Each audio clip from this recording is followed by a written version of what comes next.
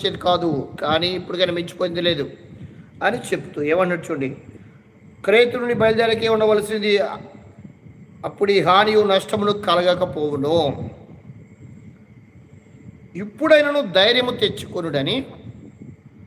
ఇప్పుడైనా ఏం చేయాలి? మనం జరిగిపోయిన సంగతిని గురించి ఆలోచించుకుంటూ నీ వల్ల ఇది వచ్చింది, అసలు నీ వల్లే అని ఇతరుల మీద దోసేసి, చాలామంది ప్రతిదీ కూడా ఇతరుల వల్లే, ఆడవాళ్ళు ఏమి రావు అని, దానివల్ల ఉపయోగం ఏముంది? ఇక్కడ ధైర్యం తెచ్చుకోండి. ఇప్పుడు ఏం చేయాలి? మీరు నష్టపోయారు ఎంతో, దేవుడికి విరుద్ధంగా లేచి దేవుడు చెప్పిన పని చేయకుండా ఎన్నో కష్టాల బారిన పడ్డారు. కానీ ఇప్పుడైనా కూడా ధైర్యంగా ఉండండి.